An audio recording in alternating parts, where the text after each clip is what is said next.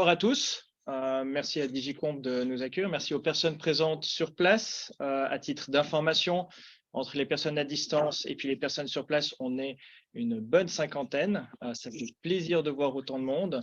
La session se veut volontairement très interactive. Donc, il y aura un slide-do avec différentes questions. Le but, c'est aussi que vous puissiez poser des questions au fur et à mesure. On fera quelques pauses au fur et à mesure aussi de la session pour justement un peu répondre au fur et à mesure aux questions. Et puis à un moment donné, on va vous mettre à travailler en groupe avec quelques questions à résoudre. Et à la fin, on aura un échange un peu sur ces questions, sur les ressentis. Je vous partagerai aussi mon ressenti, sachant qu'il n'y a pas une seule vérité, mais je pense qu'on a chacun des vérités différentes dans nos entreprises et que par le partage, on devrait pouvoir trouver beaucoup de valeur dans nos échanges. Donc voilà un peu le programme de la soirée. On devrait tenir ça en 1h30. Pour les personnes présentes sur place, on aura le temps d'échanger après. Les personnes à distance, profitez de l'apéro chez vous. On a volontairement mis une configuration plus assise. Ça permet aussi pour vous qui êtes à la maison, derrière un bureau, d'éviter d'être peut-être un peu dominé. On est vraiment dans un échange. On voit les questions passer aussi au fur et à mesure. Donc, n'hésitez pas directement dans le slide de les poser. Vous pouvez voter aussi pour les questions que d'autres auraient posées. Elles vont forcément se prioriser et puis les plus intéressantes vont remonter et on les traitera. Donc, on va commencer avec la toute première. Dans quel état d'esprit êtes-vous? C'est quand même important d'avoir un peu l'ambiance de la salle. J'espère en tout cas que vous avez passé une bonne journée. De mon côté, je suis plutôt de bonne humeur. Donc voilà.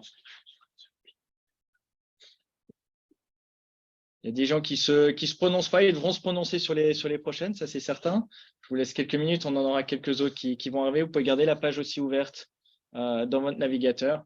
Ça va se recharger automatiquement. J'espère que pour là où les personnes qui ont une journée moyenne, on va être capable de remonter un peu l'état d'esprit.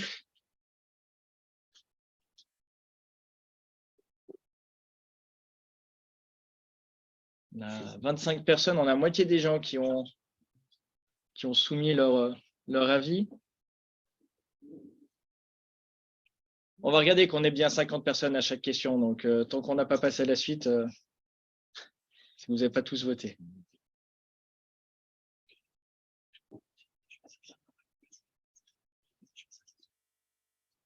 Le bon côté, c'est qu'il n'y a personne qui va mal.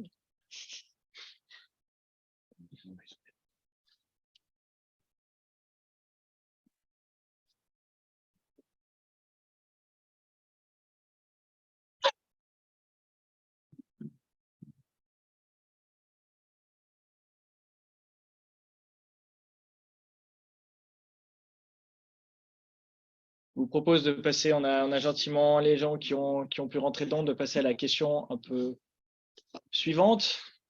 Quel type de poste vous occupez? Ça nous permet aussi de placer un peu l'échange et le débat. Project Manager, Product Owner, Scrum Master, Business Analyst, PMO, éventuellement d'autres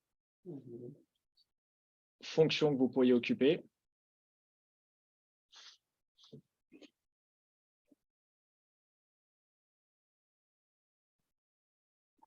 On a une population assez hétérogène.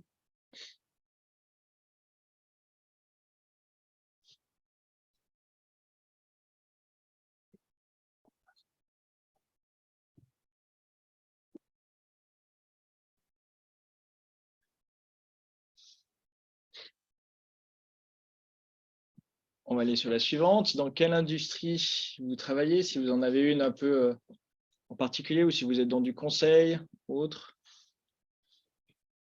Ça me permet aussi un peu de comprendre et de pouvoir rebondir sur des écosystèmes ou des environnements que vous connaissez dans le débat.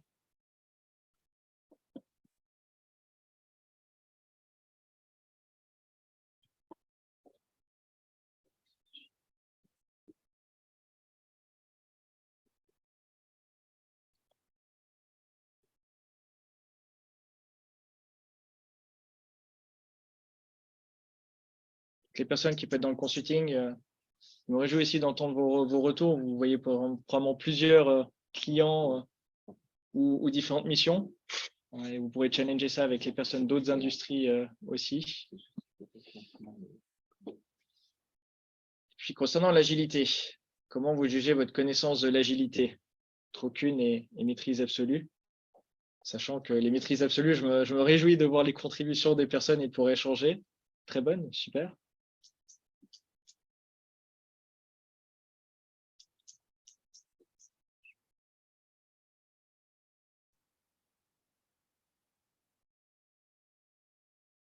Pour les personnes qui auraient mis avancé à très bonne, on aura quelques forcément fondamentaux pour être sûr aussi de ne pas oublier en chemin les personnes qui n'en ont aucune ou qui sont basiques. Donc, désolé pour les quelques répétitions qu'il pourrait y avoir à ceux qui en connaîtraient aussi déjà un petit bout. Et puis, en un mot, qu'est-ce que vous attendez de cette soirée? Vous pouvez mettre plusieurs mots. Vous pouvez voter plusieurs fois. Et puis, les mots que vous voyez, bah, il y a forcément d'autres personnes qui peuvent le mettre. Donc, celui qui est le plus utilisé va apparaître en grand.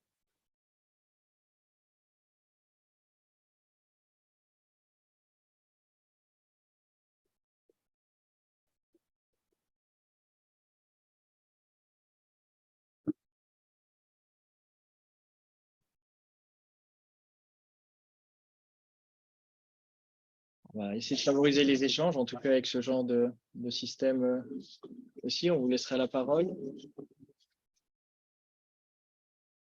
Pas mal de choses, il y a de la compréhension.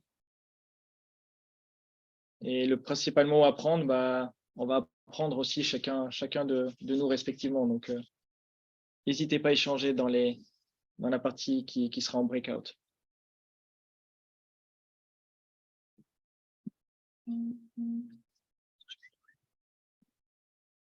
J'ai quelques traits qui apparaissent, je pense, de gens qui naviguent à distance ou est-ce qu'on arrive à désactiver la notation? Ouais, c'est parti. Ouais, Voilà.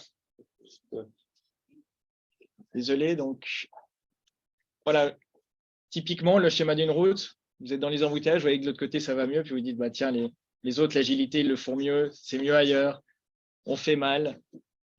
Et c'est un problème qu'on a tous assez fréquemment, business analyst, project manager, pratiquant agile. On subit parfois tous ces projets, peine à suivre, tout le monde nous dit il faut faire de l'agile, il faut aller plus vite, il faut être plus flexible. Et puis, on se rend compte que ça ne fonctionne pas toujours. Donc, on va essayer un peu de clarifier ces mythes. Il y a des situations où l'agilité est probablement adaptée, d'autres où elle est peut-être moins aussi. Et puis, on va essayer de tirer ces notions-là. Donc, en quelques mots, j'ai vu que certains, il y avait peu de connaissances, d'autres en ont. En un mot, si vous avez une difficulté majeure que vous rencontrez avec l'agilité, sur laquelle vous pouvez attendre des réponses ce soir, ce serait laquelle? Où tout est beau, tout est rose, tout fonctionne à merveille.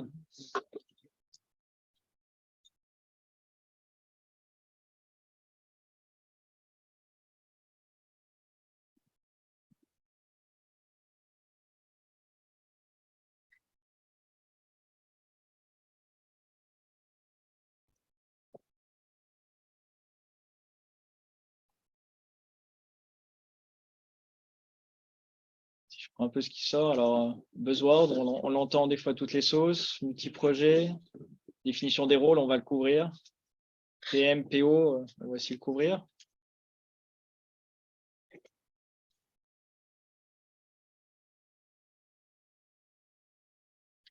Je crois qu'on a tous entendu sur il faut être plus agile, la fameuse phrase magique.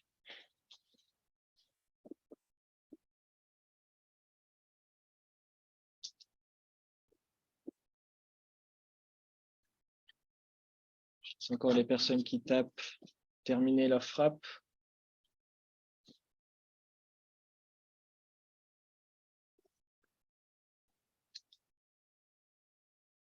Planification, change, agile washing. Donc, on avait le greenwashing. Je vois qu'on a du agile washing.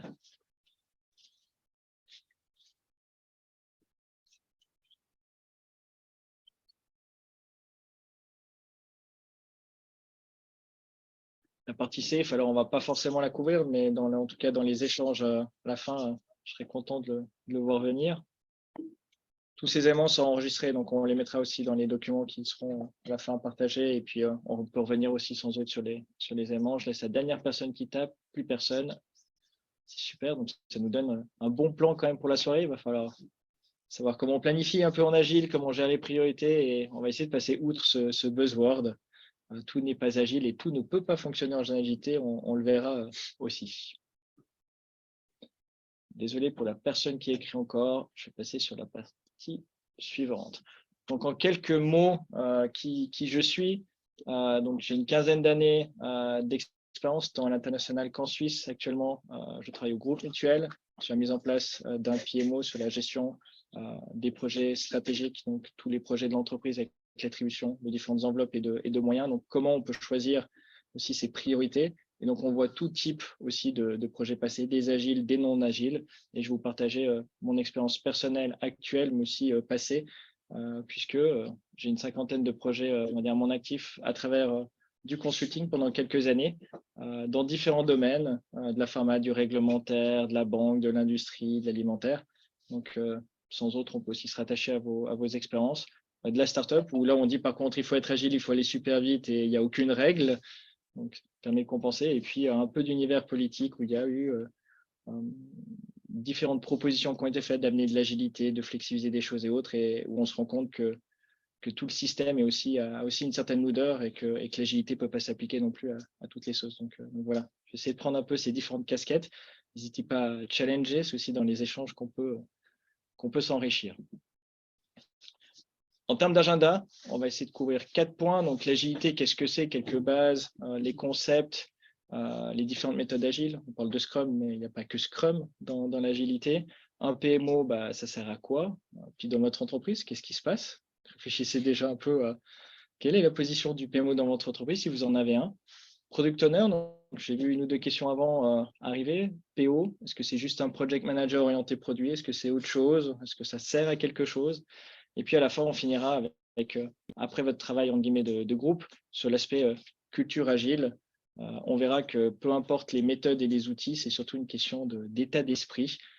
Il y a certaines pratiques qui peuvent s'appliquer à d'autres méthodes projet aussi, et l'agilité n'est pas une fin en soi. Donc, je vous lâche un bout du mot de la fin, mais qui vous permettrait aussi d'échanger entre vous. Partir d'une problématique ou d'une définition assez simple. Donc, l'agilité, c'est la capacité à créer des changements et d'y répondre afin d'en tirer un profit dans un environnement commercial, parfois turbulent ou souvent turbulent si on prend ces derniers mois ou dernières années. Et c'est une capacité à équilibrer la flexibilité et la stabilité. On demande d'aller de plus en plus vite, d'être flexible, mais en même temps, une entreprise a besoin d'une certaine stabilité. Les équipes ont besoin d'une certaine stabilité et les gens, pour rester dans une entreprise, ont besoin d'une certaine stabilité. À votre avis, on va vous dire, il faut lancer un projet en agile. Vous allez utiliser quels critères pour vous dire on fait de l'agilité ou on ne fait pas de l'agilité? À part l'avis du directeur qui va dire il faut faire de l'agile parce que je l'ai vu ailleurs et il faut faire la même chose parce que ça fonctionne bien.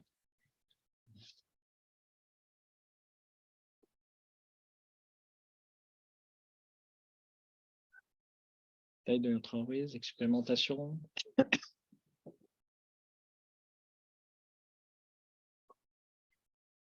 Certitude.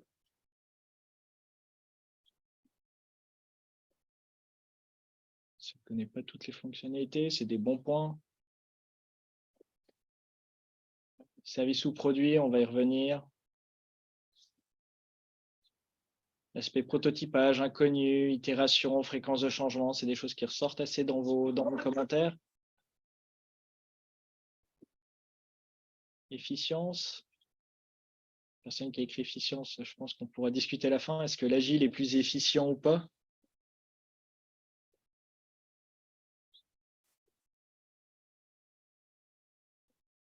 On a certains éléments autour de la taille des projets, c'est assez intéressant. Clients qui changent souvent d'avis.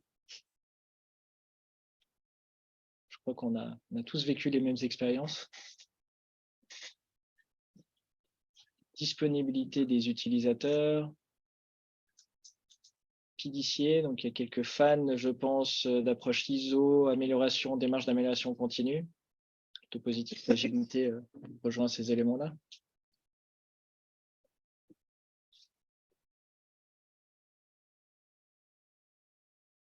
Je vois qu'il y a gentiment plus personne qui y a. Si on a encore des gens qui tapent. Ok. Assez éclectique. Je propose de passer sur des exemples de critères ou des choses qui peuvent être intéressantes, qui sont ressorties aussi dans certains de vos propos.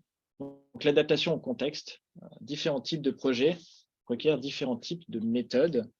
Je vous laisse imaginer que si on construit un pont ou un bâtiment, on ne va pas se dire on fait les piliers, on ne laisse pas les murs, on met les collaborateurs dedans. Ah, ils ont froid, on rajoute des murs.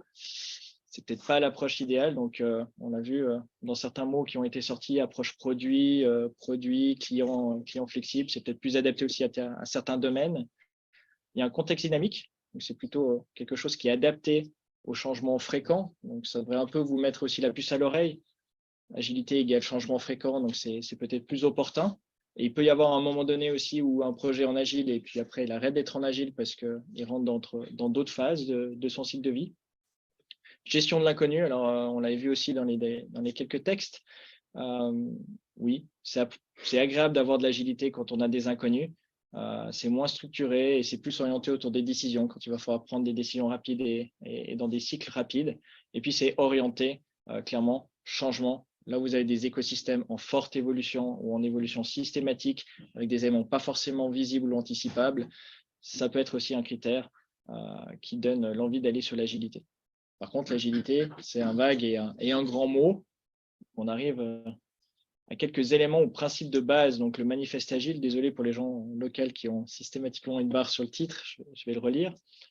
Donc, on est face à quelque chose où, bien que les éléments qui sont en deuxième ligne, donc sur chacun des points, vous avez typiquement les processus et les outils, on va plutôt favoriser ou accorder de l'importance à la première. Donc, les interactions entre les individus et les équipes, plutôt que des processus et des outils.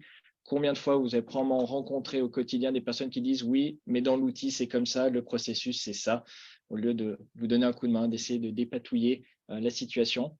Un logiciel fonctionnel, c'est bien mieux qu'une documentation complète avec un système qui n'est jamais en production. Donc, de nouveau, on va essayer de privilégier la fonctionnalité, le client et les interactions. La collaboration avec le client, plutôt que la négociation du contrat. Vous avez tous, ou en tout cas certains, déjà vécu des situations où on vous dit « oui, mais dans le contrat, ce n'est pas écrit ça ». À un moment donné, ça ne fait pas avancer le schmilblick. Donc voilà, il faut collaborer avec le client, puis réagir au changement plutôt de suivre un plan. On a tous déjà connu aussi, je pense, un chef de projet qui nous dit « ça, c'est le plan, on va jusqu'au bout ». Puis à la fin, bah, zut, ça ne fonctionne pas. Il y a un changement, bah, c'est une opportunité de réagir et puis de mieux répondre à un besoin. Donc voilà les principes du manifeste agile. Les personnes qui sont expérimentées en agile, qui l'ont mentionné, c'est vraiment quelque chose que vous connaissez. Et sur chacun de ces éléments-là, si on prend les interactions entre les individus, on peut le découper en différents éléments. Donc, les projets sont entrepris par des personnes et pas par des outils. Il ne faut pas oublier, on travaille avec des humains, c'est quand même une des bases de l'agilité. Et les problèmes, on les résout avec les personnes et non pas avec des outils. Les projets sont acceptés par les personnes aussi. Je vous laisse imaginer que si vous avez une équipe et vous imposez un projet, ils ne sont pas convaincus, bah, ça va pas le faire. Le périmètre est débattu aussi par les personnes. Ça permet une meilleure compréhension. Ça permet aussi de débattre des éléments et de trouver une solution qui est peut-être plus opportune qu'une personne qui serait omnisciente et qui vous dit bah, c'est comme ça qu'il faut le faire. La définition d'un projet terminé, je pense qu'on a pour certains déjà eu le terminé, le projet qui ne se termine jamais. En fait, on est en mode projet pendant 4, 5, 6 ans. Et puis, en fait, il y a des frais d'exploitation, ça augmente, on ne sait pas où les mettre. Donc, à un moment donné, il faut savoir dire, c'est terminé à ce moment-là. Une fonctionnalité, elle est terminée quand? Ces éléments-là. Et ça permet aussi de se dire, à partir de maintenant, c'est un changement et on le trace. Ça mène aussi plein d'éléments. C'est des choses qui sont fortement inspirées aussi du logiciel. L'agilité est quand même très utile dans le monde logiciel. C'est applicable aussi et transposable à d'autres domaines. Puis le développement personnel des membres de l'équipe est une clé du succès. Si vous avez des personnes qui ne vont pas grandir avec l'équipe et avec le projet, ça va être assez difficile. Ça, au niveau des interactions entre les individus et les équipes, c'est une chose qui est clé. Je me permets de regarder s'il y a des questions qui arrivent au fur et à mesure. Donc, on va les prendre après. Comment transformer une client partenaire, besoin versus solution. N'hésitez pas à regarder les questions au fur et à mesure aussi et votez pour. Ensuite, un logiciel fonctionnel, donc dans le cas où on est sur du logiciel, plutôt qu'une documentation complète. Alors, un logiciel sans documentation, ça pose problème, ça entrave l'assistance.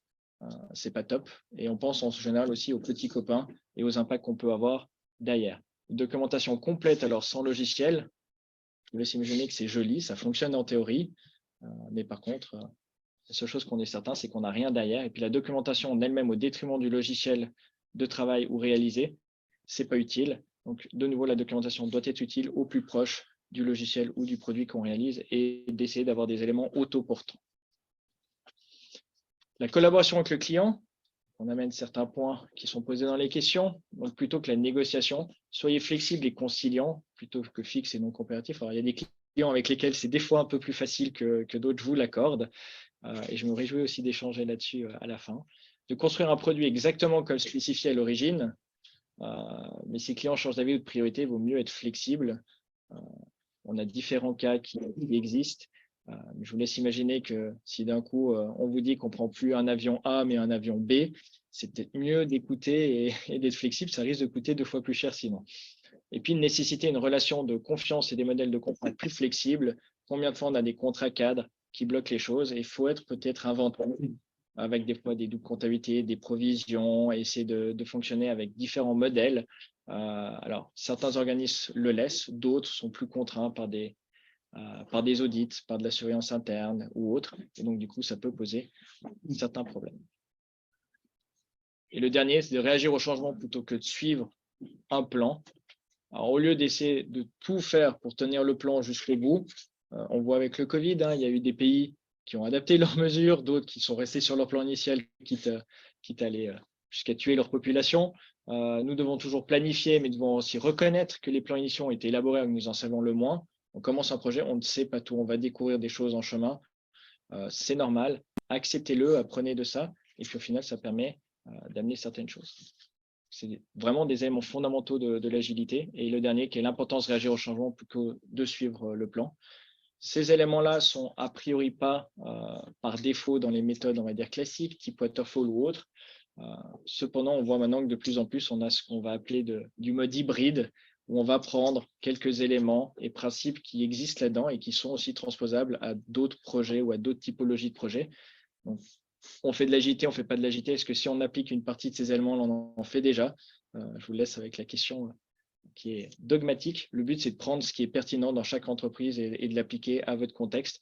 Et ne faites pas de copier-coller entre les projets, parce que ce n'est pas parce que ça fonctionne sur un projet A que ça fonctionnera de la même manière sur le projet B. Ce n'est pas les mêmes personnes, ce n'est pas le même contexte, ce n'est pas le même client. Adaptez-vous. On arrive à l'élément suivant, poser quelques principes agiles. Il y a plusieurs méthodes. Je m'attends à voir une ou deux arriver, mais quelles sont les méthodes que vous connaissez? Qu'est-ce qui pour vous est de... Voilà, donc Scrum, qui est peut-être le plus évident. Safe. Safe qui est un framework, mais on peut le conseiller comme une méthode, plutôt le conseiller comme un framework. Kanban.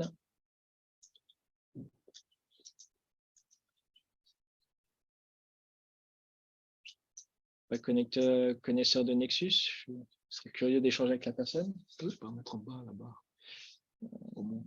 Je peux essayer de la mettre en bas. Si tu cliques sur le vert, tu peux. Voilà, on y arrive. Par exemple, tu cliques dessus, tu bouges. Voilà.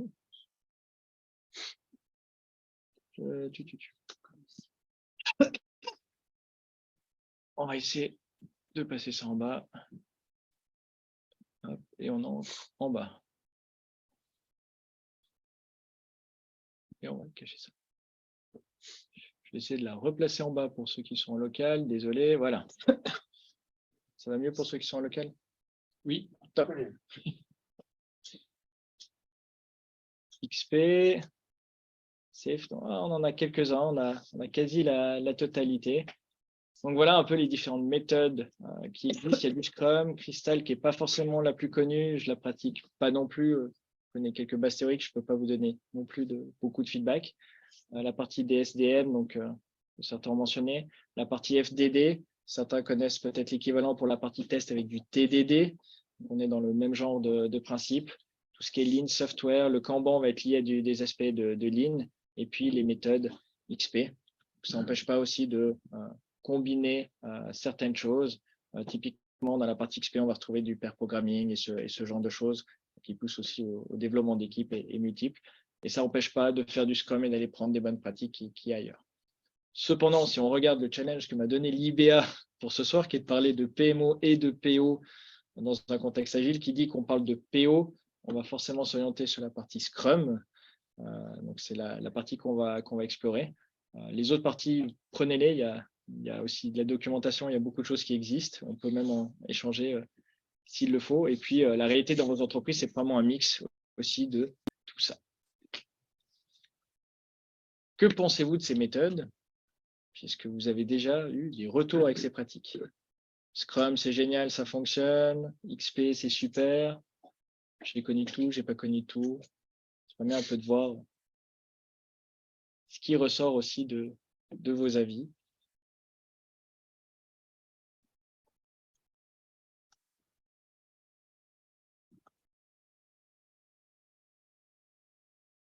À distance, faut pas hésiter non plus à contribuer.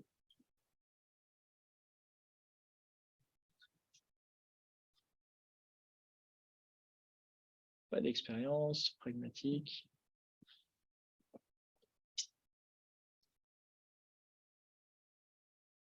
Très bien pour des projets web, pas que, mais ça peut.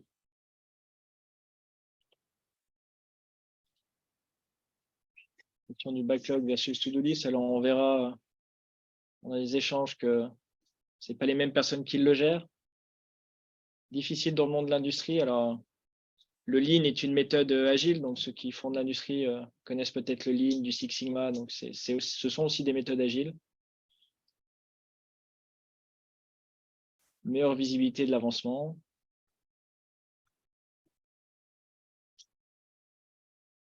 C'est d'accord avec l'aspect de Scrum marche très bien si on choisit le projet. Comment on peut être dangereux si pas de maîtrise du temps? Adapter l'organisation au contexte pour faire de l'agile, mais être agile est beaucoup moins évident. C'est beaucoup plus dur de se l'appliquer à soi-même, je vous l'avoue aussi.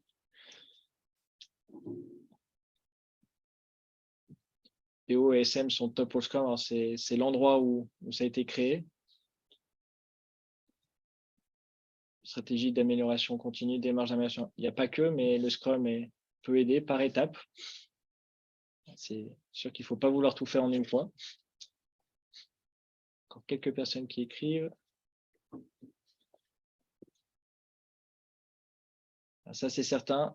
En agilité, il faut aussi des gens qui prennent des décisions. Il faut s'autonomiser aussi, oser. Il n'y a pas de mal à l'erreur, puisqu'on est dans un principe d'amélioration continue. C'est souvent en termes de conduite du changement dans les entreprises, un changement aussi de culture qui peut impacter les gens et qui peut prendre du temps avant d'arriver. Et on va souvent lâcher l'approche agile avant même d'être arrivé au bout parce qu'on n'a pas laissé le temps aux gens de se l'approprier. Le management se désengage et le management, c'est sûr que dans le champ lexical de management, il y a aussi les décisions. Plus besoin de planif et de deadline. Le Scrum est plus contraignant parfois que d'autres méthodes. Je pense que certains qui rentrent dedans s'en rendent vite compte et des fois veulent revenir à autre chose.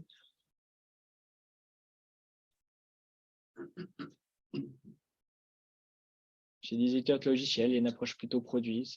C'est peut-être plus approprié. C'est sûr que l'industrie, si on a une chaîne de production, il faut s'imaginer que si vous produisez des produits alimentaires pour bébés et puis que vous dites, bon, on essaye, on regarde ce que ça donne et on regarde si le client est content, ça peut poser un peu plus de problèmes. Tout être top-down. Il y avait quelques dernières personnes qui écrivent encore.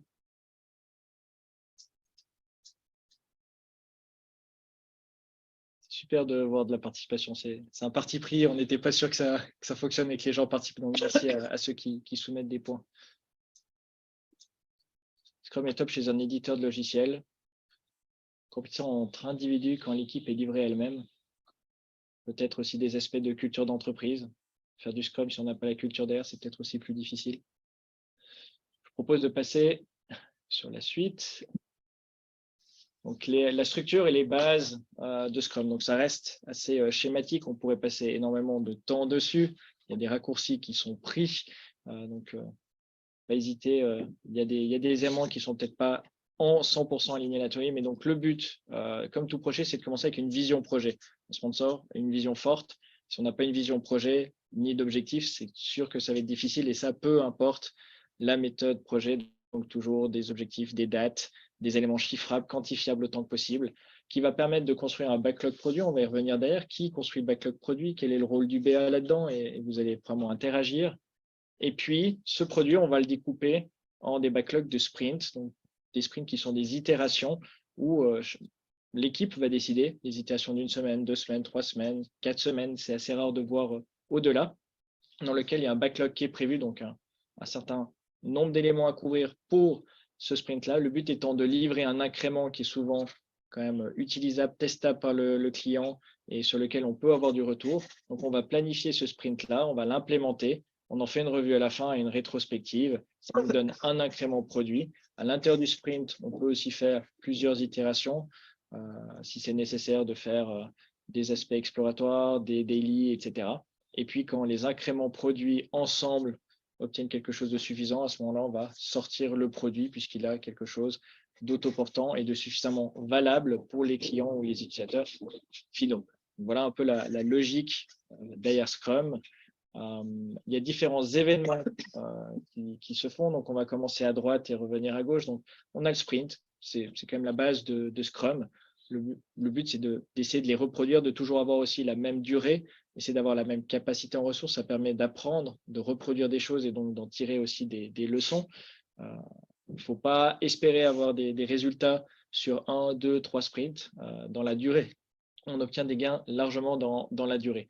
On rentre ensuite dans la partie donc, planification. Donc, sur le sprint, qu'est-ce qu'on va faire et l'équipe discute de ces éléments-là. C'est bien, c'est une bonne pratique, on va dire de limiter ça à 8 heures sur un sprint d'un mois. Sinon, on passe plus de temps en meeting, en planification et ça arrive de voir aussi des équipes qui font constamment que de la planification et des séances et qui au final ne travaillent plus. Ça m'est arrivé d'entendre dans des entreprises de dire oui, bah, au final, avec la méthode classique, nous au moins on bossait. Donc voilà, je pense qu'on l'a déjà tous entendu. De nouveau, ce n'est pas juste des méthodes et de se dire qu'on est en séance, c'est aussi une attitude et une responsabilité vis-à-vis du client, vis-à-vis de l'entreprise. On va définir les objectifs du sprint ensuite. Donc, qu'est-ce qui peut être atteint? Qu'est-ce qu'on va mettre en œuvre grâce au backlog produit et au backlog qui sera mis en place dans ce sprint? Le daily Scrum, alors certains le pratiquent, même sans faire de l'agilité ou du Scrum à proprement parler. Le matin, on arrive dans le bureau à une heure où on se voit tous, de dire, bah voilà, 15 minutes, on fait un tour de table rapidement. Qu'est-ce que j'ai accompli? Qu'est-ce que je vais faire aujourd'hui? Est-ce que j'ai des points bloquants? De qui j'ai besoin? L'avantage de le time boxer sur du 15 minutes, ça permet d'être efficace, d'aller à l'essentiel et de laisser le temps aux gens de prendre des points à part aussi si c'est nécessaire. Et puis, ça permet de s'assurer qu'on soit au clair sur les tâches de la journée.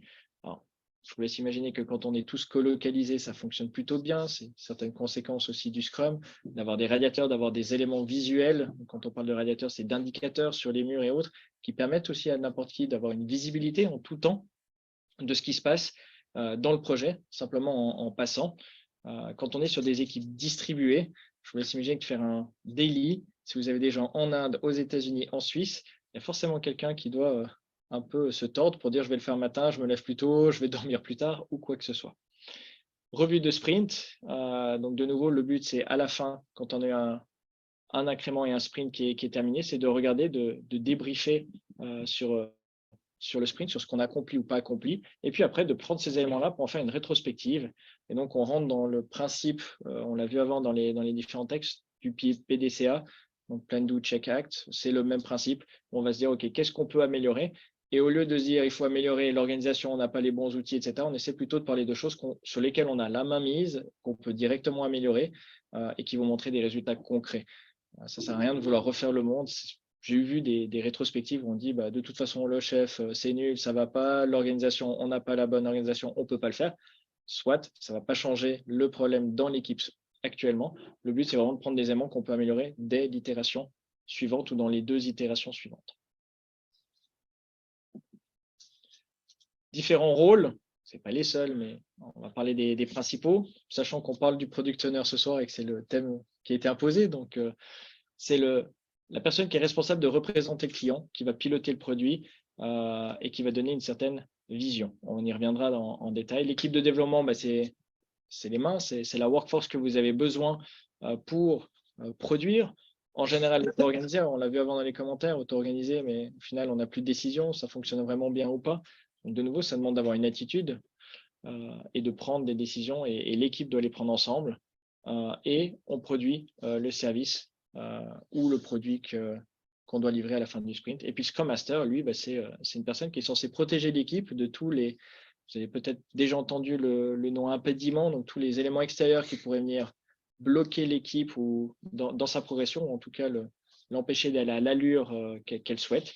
Et donc, son but, c'est de favoriser ce processus Scrum. Ça ne veut pas dire parce qu'on a un rôle qu'il est à 100%, on peut avoir un rôle qui est à temps partiel. Et dans des équipes matures, on peut même avoir, par exemple, un Scrum Master qui est tournant, où c'est chaque fois une personne différente qui le prend. Et dans le cas typiquement des questions de déresponsabilisation, de non-prise de décision, ça pousse aussi à la responsabilisation de tout le monde. C'est les bases. Après, chacun est libre aussi de les adapter, de faire son Scrum. On va dire il y a une base théorique, mais je pense que chacun, on vit un quotidien différent avec des contraintes différentes, et donc c'est normal aussi de prendre des mesures qui permettent d'adapter le framework à son contexte. On en vient à quelques éléments qui ont été vus avant. Pourquoi un projet? Pourquoi je prends de l'agile? Alors, il y a des bénéfices, des inconvénients. J'ai plutôt décidé de présenter les bénéfices. On peut parler des inconvénients pendant des heures, mais en général, si on choisit une méthode, c'est pour ses avantages, pas pour ce qu'elle ne fait pas. Sinon, c'est qu'on se pose les mauvaises questions. Donc, les projets traditionnels, c'est utile quand c'est très structuré, c'est prévisible. On peut avoir des délais, on veut des estimations, on veut tout bien cadrer. Typiquement, les écosystèmes, on va être dans du réglementaire, de la pharma ou des choses comme ça. C'est probablement plus adapté que de dire, je change tout le temps et je dois refaire valider à des autorités, à des entités externes. Ça met beaucoup plus l'accent sur la documentation. On a des exigences détaillées, etc. On accepte beaucoup moins l'inconnu, on veut cadrer les choses. On va essayer de couvrir des activités de planif, de conception. On a vraiment tout structuré, picobello jusqu'au bout. Donc, on a un produit en général qui est de haute qualité. On ne va pas avoir d'erreur entre deux. Par contre, ça a un coût aussi de mettre tout ça en place. C'est peut-être plus évident à gérer dans la tête de certains managers parce qu'on dit on a tel budget, on a tel timeline. C'est plus facile à accepter que de se dire on est tout le temps en changement, je ne sais pas où je suis. C'est peut-être aussi un élément à considérer dans certaines entreprises. Le management n'est peut-être pas prêt à accepter l'incertitude et donc l'agilité n'est peut-être pas opportune non plus. Ça ne veut pas dire qu'elle n'aura pas de la valeur ou un sens à un moment donné. Et puis, ça convient plutôt à des équipes qui gèrent des projets complexes. Alors, en Suisse, en étant valaisan, dans le Haut-Valais, on n'arrive même pas à gérer des autoroutes. Donc, c'est la preuve que les méthodes classiques ne fonctionnent pas non plus. Mais on a quand même certains intérêts à le faire. Faire un projet qui dure 10, 15 ans en agilité, ça peut aussi épuiser quand même les personnes qui sont derrière. Par contre, l'agilité, on a quelques autres avantages derrière. Ça permet de répondre aux changements d'exigence fréquents, etc. Donc, je l'ai vu avant, des projets web, projets mobiles, oui, c'est peut-être un peu plus adapté. On a quand même un monde qui est en constante évolution et un client qui fait évoluer ses besoins. Ça permet d'améliorer de manière continue, de favoriser la transparence, la collaboration. C'est sûr qu'on n'est pas obligé de passer par le chef de projet autre. C'est normalement visible. On peut accéder à la documentation ou aux éléments en cours assez facilement. On livre sur des produits des cycles courts. C'est des avantages, c'est inconvénients. On a même plus le temps des fois de faire valider aux utilisateurs qu'on commence déjà l'itération suivante. Je vois certains sourires tant à distance qu'en local, donc je pense qu'on a vécu aussi la même chose. Et puis se concentrer sur la création de valeur pour le client au lieu de faire des longs processus. Et aujourd'hui, on voit aussi émerger certains qui disent je fais la méthode traditionnelle et puis je récupère quelques éléments qui peuvent être pertinents parce que je n'ai pas envie de tout définir. Donc, je vais prendre une méthode qui est plutôt classique et puis dedans, je vais faire des cycles agiles, etc. parce que ça peut avoir du sens à certains moments. Et donc, de nouveau, chaque entreprise est libre de faire ce qu'elle veut. Prenez ce qui vous convient. Si vous voulez faire du full agile, faites du full agile. Il n'y a pas beaucoup d'entreprises dans lesquelles ça se prête complètement à tous les niveaux. Et donc, par effet de bord, le SAFe ne peut pas s'appliquer non plus à toutes les entreprises, puisqu'il y a une organisation, il y a certaines choses derrière.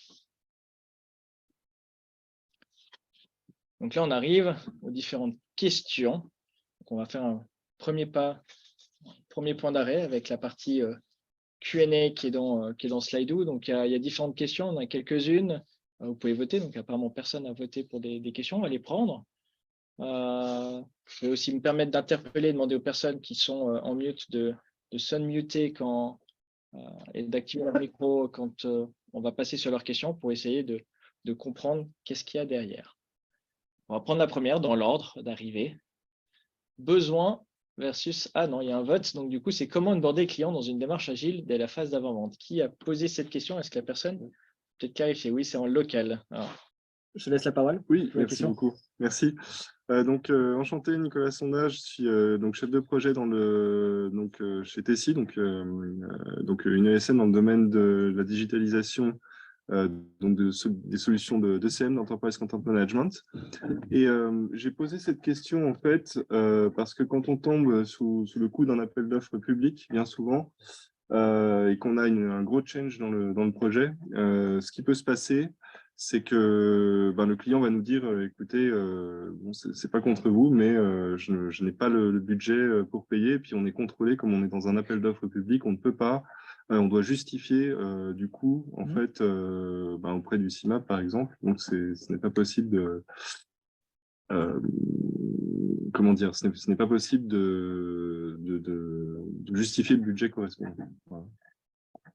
Alors, je pense qu'il y a des endroits, comme on l'a dit avant, où l'agilité, pour le coup, elle est faisable. Il y a des endroits moins. Je pense que tous les aspects étatiques, appels d'offres, on l'a tous connu, c'est assez compartimenté. D'expérience, les choses que j'ai pu voir, c'est de faire passer sous forme de package des éléments et puis après plutôt de découper. Et l'approche serait plutôt d'embarquer le client à ce moment-là.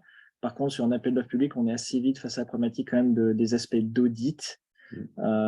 Et donc, c'est pas l'élément que je recommanderais. Après, ça me rappelle certains échanges qu'on peut avoir lieu au Parlement suisse, il me semble, entre 2015 et 2017. Il y a eu des questions de dire est-ce que on peut intégrer l'agilité dans les démarches d'appel d'offres publics. Et puis, le Conseil fédéral n'a même pas accepté de passer ça au Parlement, donc il n'y a même pas eu de débat, dans le sens où la base légale ne permet pas de le faire, puisqu'il faut un cadre, un délai et un budget. Donc, je pense qu'on a aussi un cadre légal qui ne permet pas de le faire en Suisse. Par contre, les questions se posent et je me réjouis de voir comment ça va évoluer dans les années prochaines. Donc, à part de trouver un accord avec un client qu'on connaît déjà, c'est sûr que si on vient à zéro sans connaître le client et le périmètre, on ne peut pas avoir cette discussion. Je pense que ça devient difficile et c'est quand même une des bases de l'agilité aussi, c'est quand même d'avoir cette capacité à échanger et de communiquer. Et donc, si on n'est pas dans un commun accord, c'est beaucoup plus difficile. Donc, du coup, la stratégie serait plus d'embarquer le client avant dans une démarche de gestion de compte. Par contre, c'est contraire. Alors, c'est ce que j'aurais comme approche, on va dire, personnelle. Par contre, c'est plutôt d'ailleurs problématique par rapport aux règles. Donc, ça doit être fait, mais selon les règles aussi en vigueur sur les marchés publics. Il y a quand même certains éléments qui doivent être respectés. Si on prend le canton de Vaud sur certains éléments, ils ont le principe de la double enveloppe aussi. C'est-à-dire, on juge d'abord une solution technique qui est notée, et puis à partir de là, on retient un certain nombre de fournisseurs avec une deuxième enveloppe. On va regarder derrière l'aspect budgétaire. C'est aussi évite de prendre l'aspect budgétaire systématiquement en compte. Il y a peut-être des endroits où c'est plus approprié, moins approprié. Mais voilà, j'ai pas une réponse toute faite. Ce serait bien en tout cas que ça fonctionne sur la partie publique. Très bien, merci beaucoup. Voilà. Mettre en traité, on en a un autre, c'est le rôle du PMO et bien d'aider le chef de projet. Alors, elle est assez claire, donc je vais répondre, on va y revenir après. Donc oui, un des rôles du PMO, c'est bien d'aider le chef de projet, mais pas que le chef de projet, aussi toute l'équipe, sur l'outillage, sur des méthodes et d'aider à différents égards. On y reviendra après, il y a un contenu dédié là-dessus. Je propose de traiter la question, développer la culture de l'innovation. C'est plutôt une affirmation. Est-ce que la personne qui l'a… Oui. Sur la question d'avant, oui. Je crois qu'il n'y avait pas de chef de projet en avis, en tout cas. Alors, le rôle du PMO, c'est d'aider pas que le chef de projet, mais n'importe quelle personne qui a besoin d'outillage. On verra d'ailleurs que… Alors, il n'y a pas forcément de chef de projet, il peut y avoir un Scrum Master, mais le rôle du PMO, on verra, est d'aider plutôt n'importe quelle personne de l'équipe. Il n'est pas dédié avec une seule partie prenante, et encore heureux, parce que sinon, je pense qu'il aurait passé le boulot, mais il doit vraiment mettre en place et faciliter les choses pour tout le monde de l'équipe. On revient après. Développer la culture d'innovation. Qui a posé la question? Et pas en local, elle est à distance, je pense. Si la personne peut prendre la parole, est-ce que c'est une question ou une affirmation? Alors, je ne sais pas si vous m'entendez. Bonjour. On vous entend très bien. Effectivement, c'était une affirmation pour tout ce qui est la transformation digitale en entreprise par rapport à la vision que peut avoir les directions dans les entreprises. si elles veulent réussir en fait à mettre en place donc l'agilité, il faut développer en fait cette culture en fait de l'innovation. Donc c'est une affirmation et en même temps je veux que ça puisse ouvrir aussi à un débat, quoi. Qu'est-ce que vous en pensez? Alors, je suis assez d'accord sur le fait que vouloir faire du Scrum pour se dire on va plus vite si on n'a pas la culture ni les valeurs d'entreprise, ça ne va pas fonctionner. Et d'où le fait que pour moi, ça s'accompagne quand même d'un accompagnement humain, d'un accompagnement de valeurs, de culture. Et une culture d'entreprise, ça ne se change pas en quelques semaines ni en quelques mois. Ça prend du temps, c'est souvent plusieurs années. Et donc, c'est aussi pour ça que je pense qu'il y a beaucoup d'entreprises qui passent plusieurs fois par des tentatives d'agilité avant d'y arriver parce que il y a des échecs et souvent au premier échec, on abandonne et je pense que ça fait partie de la culture d'innovation. Si tous les grands inventeurs avaient abandonné au premier échec, on aurait peu d'innovation. Donc ça demande du courage, c'est sûr. Est-ce que ça répond à la question? Oui, non, c'est effectivement, c'est vrai que le dirigeant ou la dirigeante, enfin, doit avoir une certaine vision, et cette vision doit découler dans la culture de l'entreprise. Donc, c'est vrai que, pour le créateur, de l'entreprise, à la base, il a une vision qui est dans sa tête.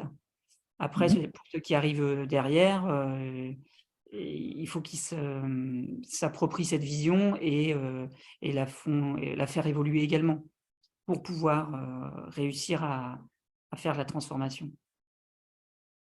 Je suis assez d'accord et de nouveau, je pense que ça demande du courage et pour le courage, il faut aussi peut-être les personnes qui sont convaincues par l'agilité, comprendre les problématiques aussi des parties prenantes d'une direction, d'un directeur.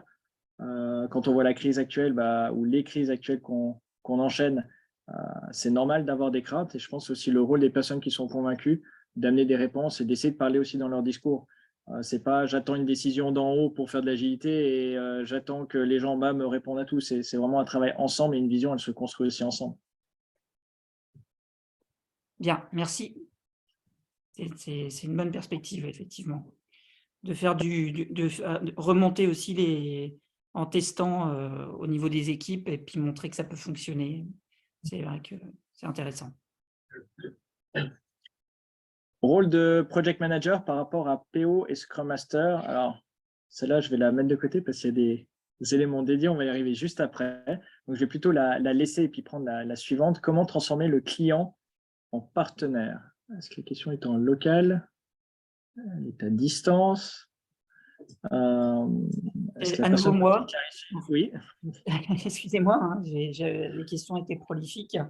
C'est effectivement cette relation partenariale, en fait, comment on peut réussir à mettre en place une relation partenariale où le client n'est plus dans un rôle de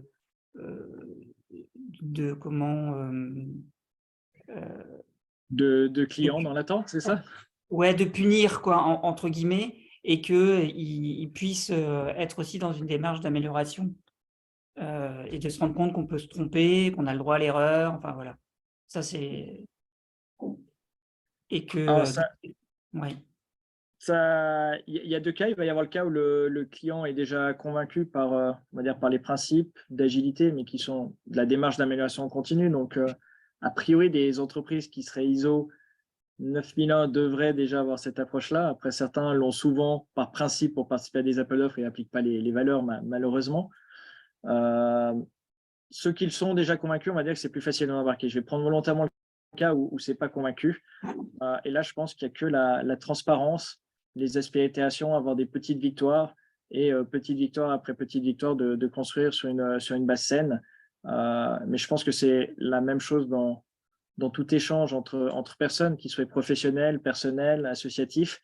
On ne peut pas arriver et imposer une vision. Ça demande de convaincre les gens peu à peu et puis de les convaincre avec ce qui va faire mouche chez eux. Donc, on peut penser avoir raison, mais souvent, la manière dont on va pouvoir le communiquer va faire percevoir quelque chose d'autre, des aspects révolutionnaires de changement, d'insatisfaction qui peut aussi effrayer. Donc, je pense qu'il faut se mettre à la place de la personne qui reçoit l'information et puis y aller progressivement avec des petites victoires. Mais c'est comme un enfant qui a peur d'aller dans l'eau, on ne va pas le jeter dans une piscine. Ça risque de pas trop bien se passer en général.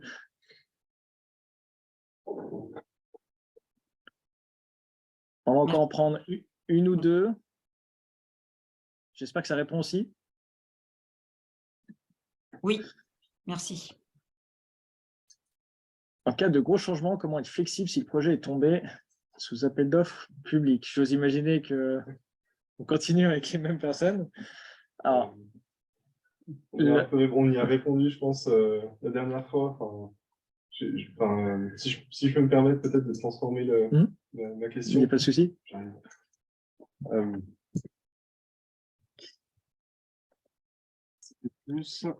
Alors, bonjour.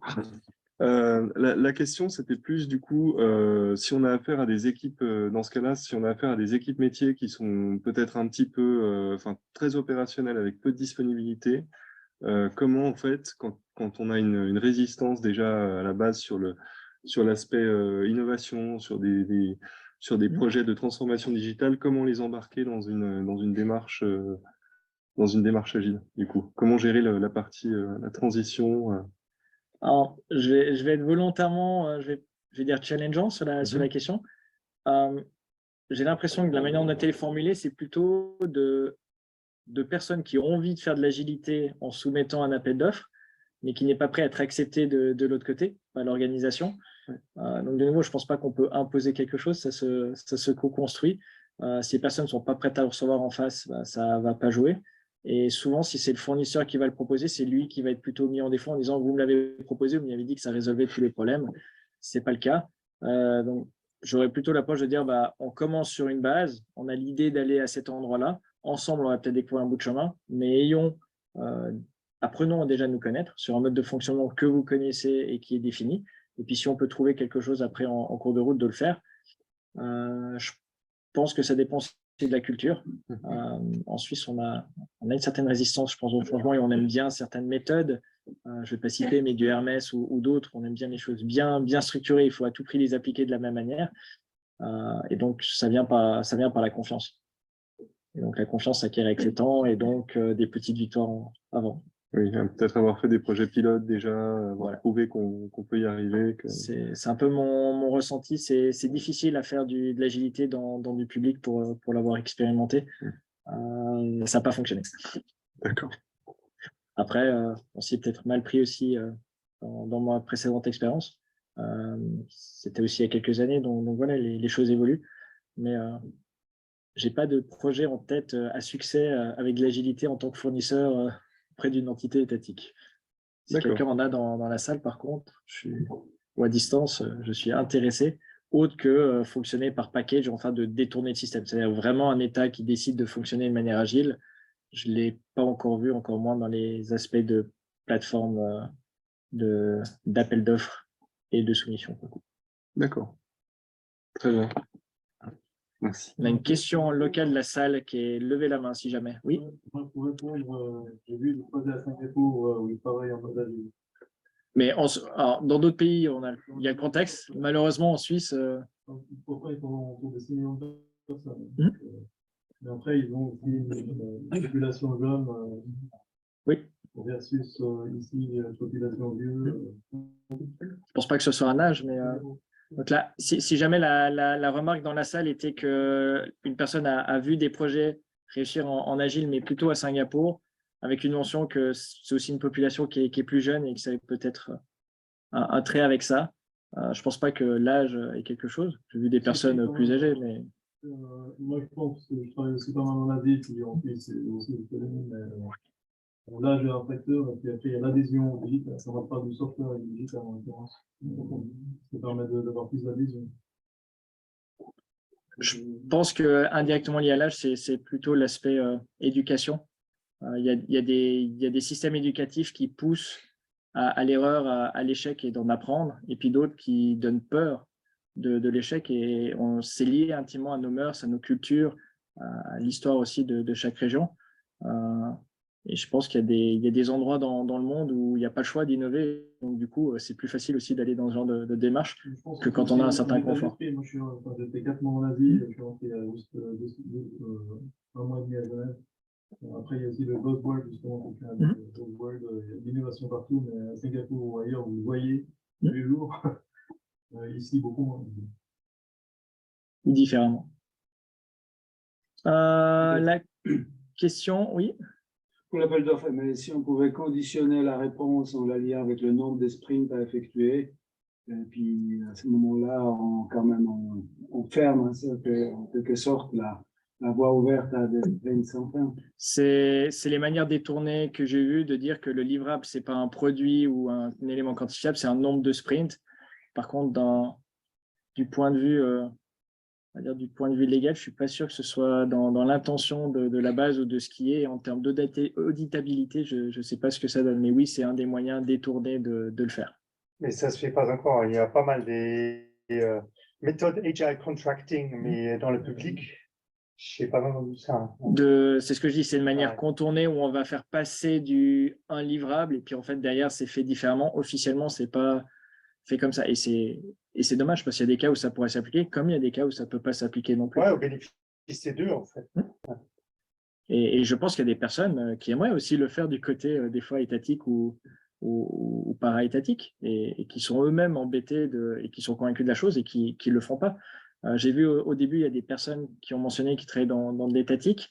Je ne sais pas s'il y a des gens, quelqu'un à distance qui veut peut-être prendre la parole, qui a l'expérience dans ce domaine-là, qui pourrait nous dire s'il y a des envies des fois du côté des aspects étatiques ou para-étatiques de faire de l'agilité et s'il y a des contraintes qui font que ce n'est pas possible.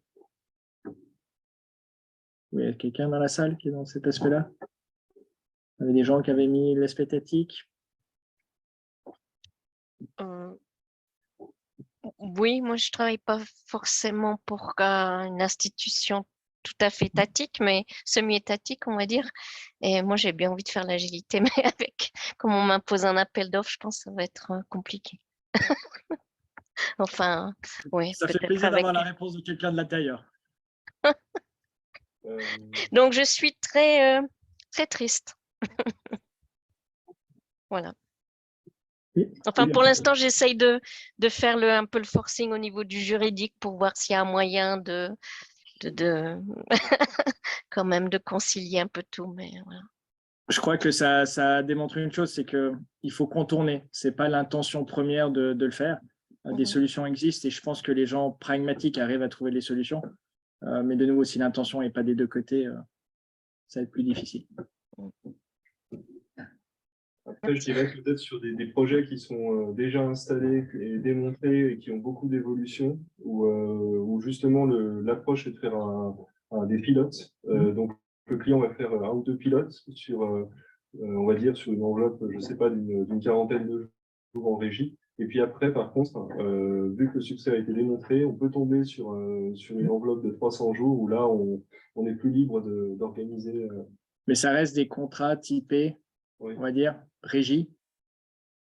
Là où j'ai pu connaître des personnes qui faisaient du contrat vraiment en agile, ne serait-ce que pour dire du Scrum, de dire on s'engage à minimum livrer temps et puis à faire temps. Je vous propose de passer sur la suite parce qu'on peut passer le temps sur les questions.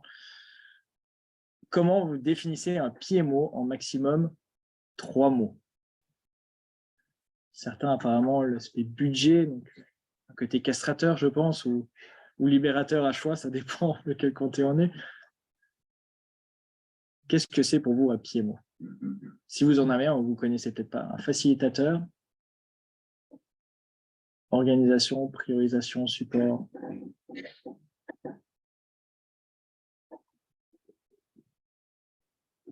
Soutien, priorisation. Il n'y a pas une seule définition d'un PMO. Je pense dans chaque entreprise, il y aura des PMO différents. Certains qui vont être plus supportifs, d'autres plus directifs, certains qui vont avoir plus de pouvoir, d'autres un peu moins. Facilitateur, j'aime beaucoup. C'est l'intention première d'un PMO. SOP, personnes qui ont connu des environnements plutôt régulés, s'il y a des SOP, priorisation. tout cas, il doit faciliter la priorisation. Est-ce qu'il doit la faire ou pas? C'est une vraie question. Dans les entreprises, le PMO le fait, d'autres pas. En termes de timing, je me permets de regarder les gens de l'IBA. On a encore 45 minutes. Maximum, hein. Maximum, ok. Donc, on va se dépêcher un petit peu. À quoi sert le PMO dans votre entreprise? À rien étant aussi une vraie réponse, ça peut arriver. On peut tous dire ici. Projet interne, pas de PMO, ça dépend de la taille de l'organisation. Il n'y en a plus. Ah, ça, c'est dommage. Accompagner les départements, réaliser les bons projets, cohérence, coordonner, ressources management, soutien du budget. Bon, entre le métier et l'IT, définir des méthodes, sur les entrées de sortie, trop cher. Ah. Est-ce que c'est la personne qui a arrêté le PMO qui trouvait ça trop cher? J'espère pas.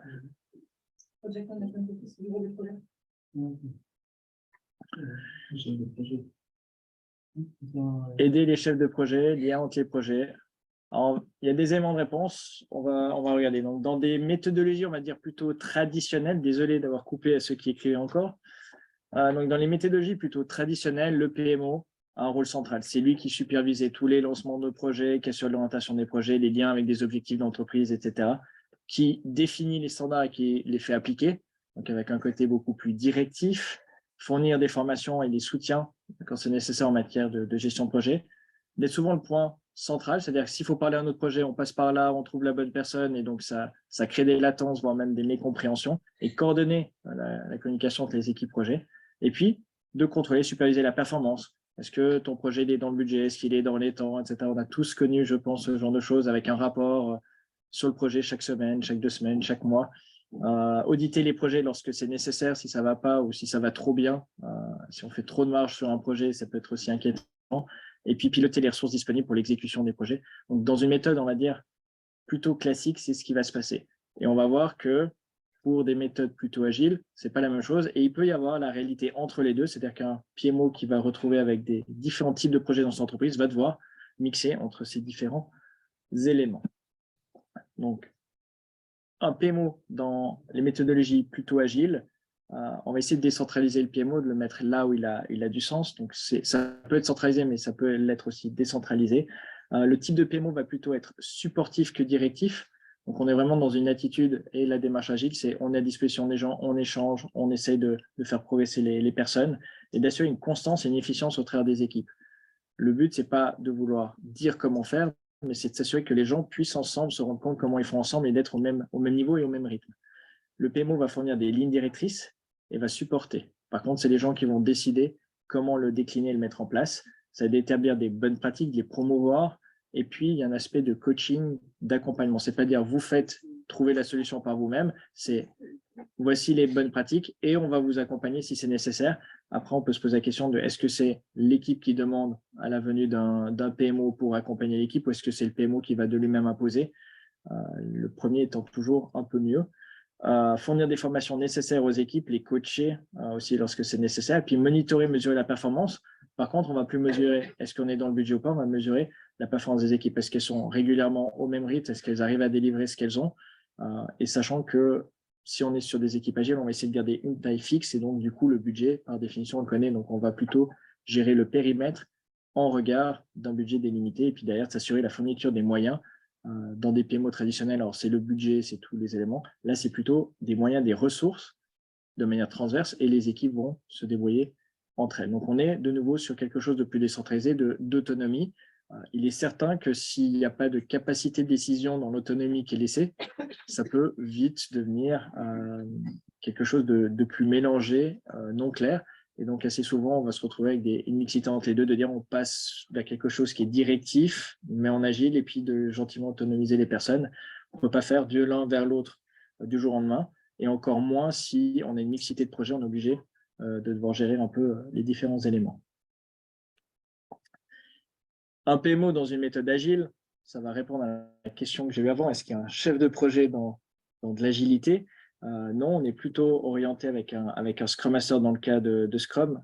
Ce n'est pas le seul modèle qui peut exister, donc c'est vraiment dans un cas agile Scrum, où on a le métier qui est en dehors du projet avec un Product Owner. On peut se poser la question, est-ce que le Product Owner appartient au métier ou pas? On pourra sans doute en discuter. On a du développement, de l'assurance qualité, d'autres sources, exemple du business analyst, on est quand même à l'IBA, donc il faut parler des business analysts. Et puis le PMO n'est pas dans l'équipe, par contre il est là pour supporter le processus et de les monitorer. Donc on est vraiment dans quelque chose de bidirectionnel, où ça se fait plutôt avec un échange avec le Scrum Master. Ça n'empêche pas aux autres acteurs, parties prenantes, d'aller interroger le PMO lorsque c'est nécessaire, et on va y arriver. Pour répondre à différentes questions, on va y arriver. Il y avait le point avant. Le Product Owner, pour vous, c'est quoi en 3 mots? Alors, je vous mets à contribution. J'espère que vous ne vous fatiguez toujours pas. Ça dépend des questions. On a des fois un peu plus, un peu moins de votes. Je vous rassure, ce sont les 2 dernières questions. Vous n'en avez plus après.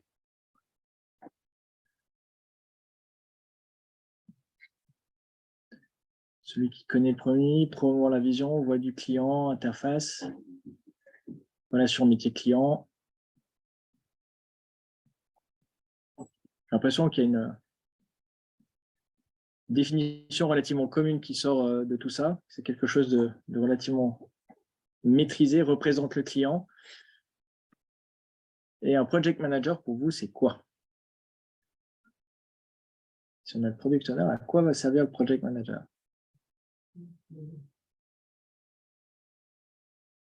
Et on n'est pas forcément, je précise, dans un contexte agile, et de manière générale, qu'est-ce que c'est un project manager? Et on va justement les mettre en perspective.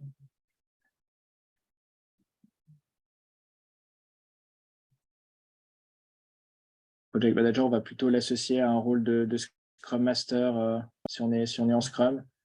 Ça n'empêche d'avoir aussi, en agilité, on peut avoir, je regarde dans la salle si jamais, puis la question est de la salle, sur du XP ou autre, on peut malgré tout encore avoir un chef de projet sur du Lean aussi. Donc, au sens agile, on a encore, dans du Scrum, on n'en a plus.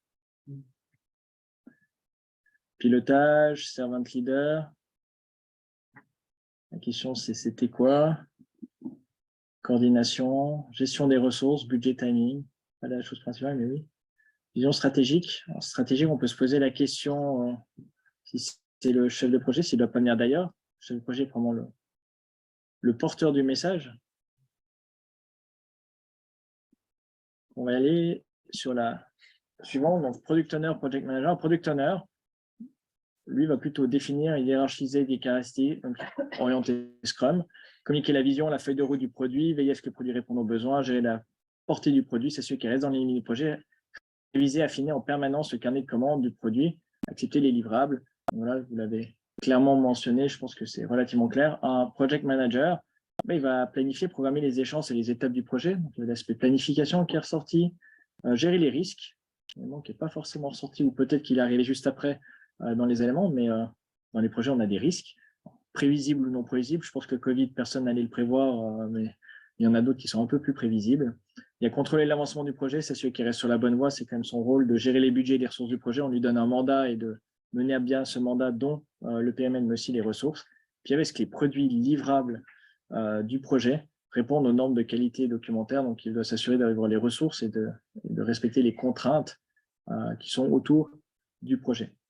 Donc on voit que ce n'est pas du tout la même chose, et quand on dit bah tiens, un PO, c'est ni plus ni moins qu'un project manager orienté produit ou autre, ce n'est pas du tout les mêmes éléments ni la même fonction.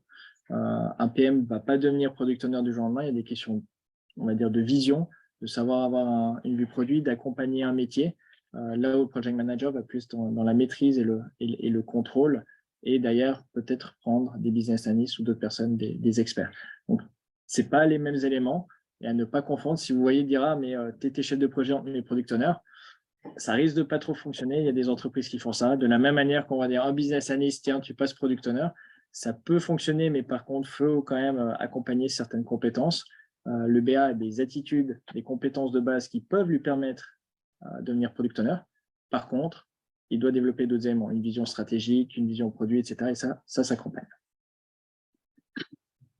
Qu'on arrive maintenant. Alors on va, vu le timing, peut-être réduire à 10-15 minutes pour essayer de tenir tenir les échanges. J'ai des grands panneaux en face de moi, pour ceux qui sont à distance, vous ne voyez pas, mais agités avec un timing. Donc en groupe, on va les limiter à 10-15 minutes, à traiter un sujet. On partit du principe que vous avez un projet dans un contexte agile, en Scrum, avec une équipe de développement, un Scrum Master, un PO, un QA, un BA et un PMO qui est en support, avec 3 questions. Débattez-en entre vous avec vos différentes expériences. C'est quoi le rôle du BA dans un projet comme ça? Responsabilité, tâche. Qu'est-ce qu'on attend du business analyst? C'est bien, on a l'IBA, donc ça peut être un gros plus. Quelle est la plus-value du BA dans ce contexte? Parce que une personne qui n'a pas de plus-value, ça ne sert à rien dans un projet. Et puis, quelles interactions le BA peut-il avoir avec le PO et le PMO, qui est une des questions du jour. Le BA, comment est-ce qu'il va interagir et pour quel sujet avec un PO et un PMO? Je regarde ici Minéa pour le... La caméra pour faire ici.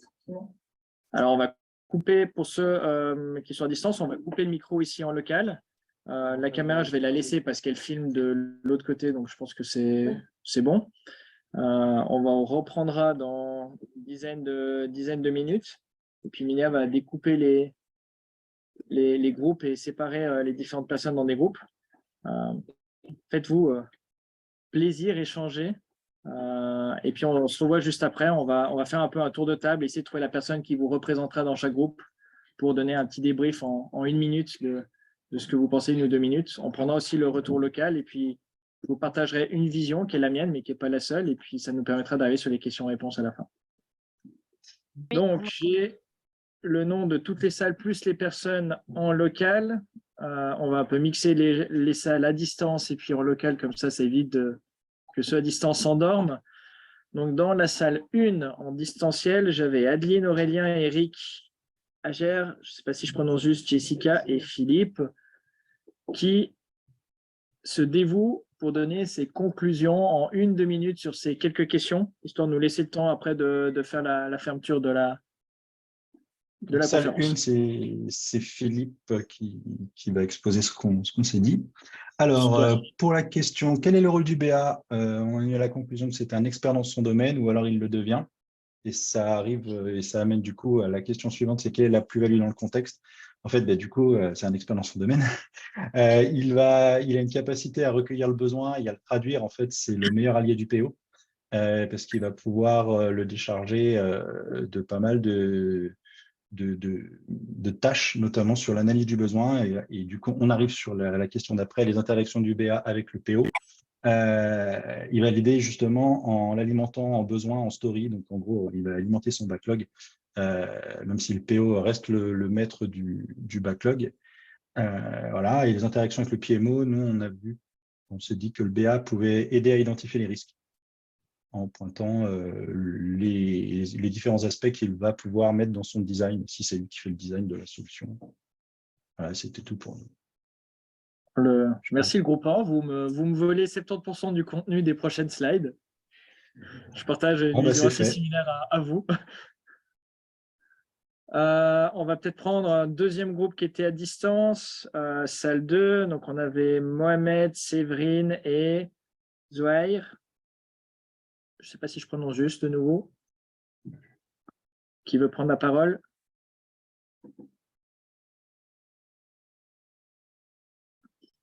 Personne. Je vous propose du coup de passer à la salle 3.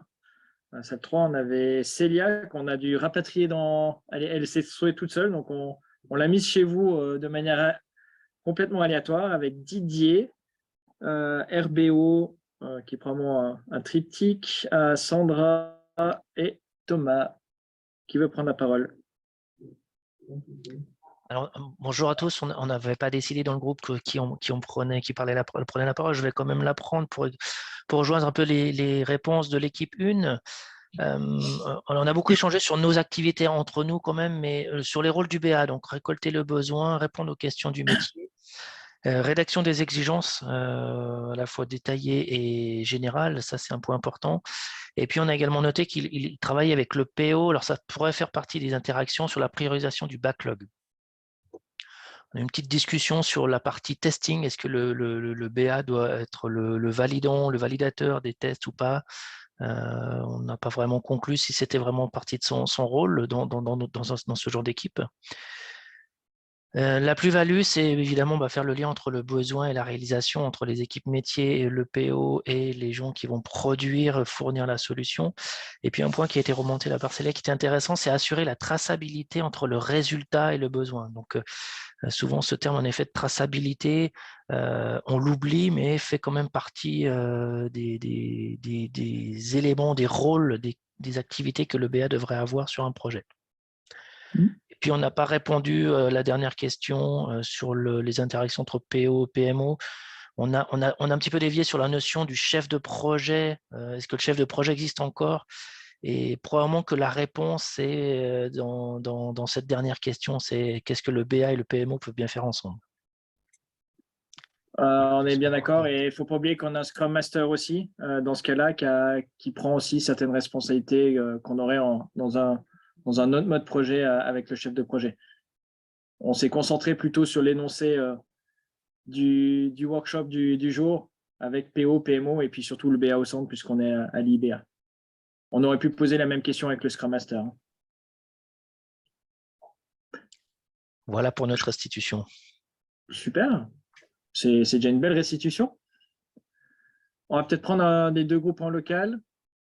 Si quelqu'un reste debout, sans doute venir aussi ici. Les groupes locaux n'avaient pas de numéro. Je suis désolé pour ceux qui sont à distance. Oui, bonsoir. Non, c'est Martin. Donc, on était un groupe de 4. On rejoint déjà dans les grandes lignes ce qui a été dit par nos prédécesseurs. Donc, pour nous, les BA, c'est l'expert pour écrire des exigences qui fournit les user stories détaillées, etc., qui ont constant échange avec les PO. Donc, comme c'était dit avant, un meilleur ami, je crois que c'est très bien décrit. Le PO reste quand même l'instance finale pour décider les priorités du backlog, mais tous les détails, l'interface vers l'équipe dev, c'est clairement le BA qui va le gérer. En détail, c'est pas, dans presque tout le projet, c'est pas possible pour un PO de faire tout ce boulot-là dans les projets complexes. Donc, PO et BA, pour nous, interface les deux à définir selon besoin avec les utilisateurs et les clients. Je crois que chaque entreprise, chaque projet, c'est un peu différent. Le plus-value, donc, c'est là-dedans, c'est l'expert qui a toutes les techniques d'écrire les exigences, beaucoup plus qu'un product owner qui, pour nous, un peu plus haut niveau. Et interaction avec les PMO, je crois que la gestion de risque, c'était un très bon point, mais pour nous aussi, quand il y a un échange avec les PMO, on assurance qualité d'exécution des projets, donc échange des best practices, demander et donner dans les deux cas, et aussi si l'entreprise a instauré des guidelines, comment on fait les BA dans leur domaine, etc. Le PO va peut-être aussi veiller, regarder si c'est appliqué ou s'il y a des nouveaux, etc. Donc, ça c'est notre vue. Joli. Est-ce qu'il y a... On va peut-être prendre un autre groupe à distance et puis après prendre le deuxième groupe en local. Alors, sur le groupe à distance, il y avait le groupe 4, mais je vois qu'il n'y a plus que Claude Duc et Sabi dedans. C'est un groupe qui a été décimé. Je ne sais pas ce qui s'est passé. Il fallait préparer l'apéro. C'est le groupe qui a été à l'apéro en avance de phase. Donc, on va prendre le groupe 5 où il y avait donc Christophe, Michel et Victor. Est-ce que l'un de vous veut prendre la parole? Bonsoir, vous m'entendez bien? Très bien, salut. Alors, rapidement, parce qu'il y a beaucoup de choses qui ont déjà été dites, hein, disons que pour nous, le rôle du BA, il serait donc, à l'initiative du projet. Comme vous avez dit, à la vision du projet, on va nourrir le backlog, le début du backlog préliminaire pour le MVP. Ça, ce serait pour le préliminaire. Ensuite, pour la seconde étape, on verrait quelque chose avec de l'aide à la précision pour les stories, pour les requirements qui vont être découverts au fil de l'eau et du support de test. Ça a été évoqué, à mon sens, le testing, les acceptance criteria et tout ça vont être écrits par les BA. Pour ce qui est de la plus-value, quelque chose comme de la création d'un langage commun avec les livrables que le BA réalise tout au long du projet, je pense que c'est vraiment la valeur qu'on ajoute en tant que BA, que tout le monde puisse parler avec le même le même glossaire, les mêmes processus pour que tout le monde se retrouve tout au long du projet. Et puis, j'ai bien aimé la notion de traçabilité. Je pense que c'est vraiment une plus-value du BA, effectivement. Pour ce qui est des interactions, c'est un peu plus blurry pour moi. Le backlog, évidemment, on va venir le PO va supporter le PO à amener de la qualité, à amener de la priorisation, de la valeur dans le produit, effectivement. Et puis pour le PMO, ce sera certainement cibler mieux les bénéfices, cibler mieux les risques avec les analyses apportées. On a eu un débat sur effectivement le contexte aussi de quand est-ce que le BA intervient, s'il est seulement consultant ou est-ce qu'il est tout au long de l'initiative. Voilà. Super. Est-ce que le dernier groupe ici en local a quelque chose à ajouter par rapport à ce qui a été dit? Je regarde aussi un peu le timing, c'est pour ça. Vous êtes tous d'accord? On a dit sans autre dire là. 99% de ce qui a déjà été dit, donc je ne sais pas si c'est la peine qu'on le répète. Alors, je dis ce qui a été dit dans la salle, si jamais ça n'a pas été entendu. Donc, le dernier groupe est d'accord à 99 ou 99% à choix avec ce qui a été dit. Donc, je vous propose d'aller sur la suite. Donc, c'est fondamentalement en accord avec ce que vous avez mis. Quelle valeur apporte le BA dans un projet agile? Pour moi, il y a les exigences. Il a quand même une connaissance des besoins clients, donc il a ce rôle d'expert. Le PO sans le BA, ça ne joue pas. L'aspect collaboration, identifier, hiérarchiser les besoins, faciliter la communication, s'assurer que les exigences sont comprises. Une valeur métier, c'est lui qui va fournir les infos au PO sur la hiérarchisation des exigences en fonction de la valeur métier. C'est lui qui a cette information-là. Et puis après, le côté intégration, il se concentre aussi sur le détail d'utilisation du produit, sur la manière dont ça va s'intégrer. Donc, c'est la plus-value d'un BA. Souvent, on dit on a un PO, on n'a pas besoin du BA. Je ne suis pas forcément d'accord avec ça. Le BA est souvent sous-estimé ou sous-évalué dans des entreprises, parfois mal utilisé, si j'ose dire comme ça. Et il y a des compétences qui sont extrêmement intéressantes. Donc, c'est la vision que je partage, venant pourtant de l'univers de la gestion de projet. Et je suis assez constant de partager la même vision que des business analysts, de repartir vivant de cette séance, si j'ose dire. Sur la question comment le BA et le PO collaborent en agile, donc pour moi, il y a des meetings réguliers. Ils doivent se rencontrer, ils doivent discuter du backlog, ils doivent hiérarchiser. De nouveau, on est dans les bases de la com sur l'agilité. Une documentation collaborative, avoir le même outil, aller faire au même endroit. S'ils ne sont pas d'accord là-dessus, ça ne va pas jouer. Donc, on le retrouve avec l'outil commun aussi. L'aspect du feedback, avoir des boucles de retour d'informations pour s'assurer que l'équipe qui va développer ou réaliser derrière comprenne bel et bien les exigences et le besoin. Parce que si les deux travaillent ensemble sans parler à l'équipe, ça va être difficile. Donc, ils ont une voix commune envers les équipes. Rôle, responsabilité, clairement, il doit avoir une vision claire. On sent que des fois, dans des entreprises, on se dit c'est le PO qui le fait, le BA. Donc, je l'ai vu dans certains groupes, clairement définir qui fait quoi dès le début. C'est vraiment un binôme qui doit travailler ensemble. Et puis, de nouveau, la personnalisation, c'est un peu le takeaway là-dessus, où les aspects communication et propres à l'entreprise doivent être mis en place. Et sur le dernier point qu'on va voir, c'est comment le BA et le PMO collaborent en agile. Alors, il y a un aspect reporting qui n'est pas forcément ressorti, où il y a le côté traçabilité. Le BA, c'est lui qui est capable de dire on en est où dans le champ des exigences, dans ce qu'on a couvert, pas couvert, de combien ça a changé, donc la traçabilité sur le nombre de changements qu'il y a pu avoir. Le PMO va soutenir le BA, mais inversement aussi en retour, le BA va donner des bonnes pratiques. J'ai apprécié le retour qu'on a eu ici en local. L'aspect formation, le BA ne peut pas tout connaître. S'il a besoin d'éléments et autres, le PMO, de nouveau, a une fonction de support, d'amélioration continue, donc d'apprentissage continu et de collaboration. Et donc, c'est plutôt orienté la relation qu'ils peuvent avoir les deux, livrable, plus-value pour le projet, et puis après, prendre les logiques d'amélioration ensemble. Voilà en tout cas ma perception, mais elle était relativement en tout cas partagée avec les vôtres. On va arriver sur les différentes questions-réponses. Alors, je regarde Benoît. Je propose qu'on prenne les questions-réponses à l'apéro. C'est dommage, il y en a des jolies. Moi, j'avais une question à la fin pour terminer, avant de donner la parole à Benoît pour la clôture.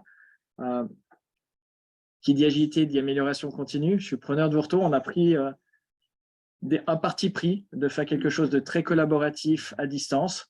Donc voilà, quel est votre retour? Et puis, je suis preneur aussi des personnes qui qui pense qu'il y a des points d'amélioration, n'hésitez pas à le partager et à le fournir aussi en direct, c'est avec plaisir.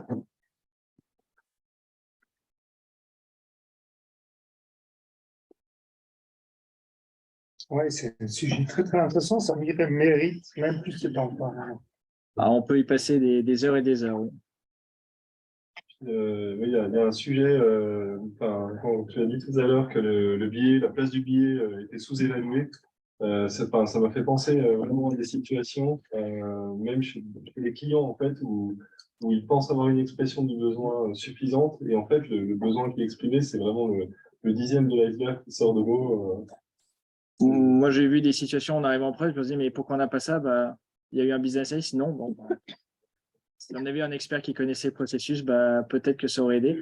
On est toujours plus malin après, ça c'est sûr. Mais par contre, le PO ne va pas remplacer les BA, et les BA ont toujours leur place. Et il faut peut-être un peu casser ce mythe. Juste une question, on a fait le lien BA PMO, mais PO PMO, il est faible ou il est fort? Il va être similaire avec la partie du BA, en tout cas sur les mêmes chaînes de valeur, puisqu'on parle de périmètre, de satisfaction client. On va peut-être plus intégrer le côté résultat livrable, c'est-à-dire est-ce qu'on a atteint la plus-value client, là où le BA va être sur plutôt la gestion du périmètre, du référentiel d'exigence, de la traçabilité. Mais les deux se complètent et ça dépend du partage de tâches qui sont effectuées.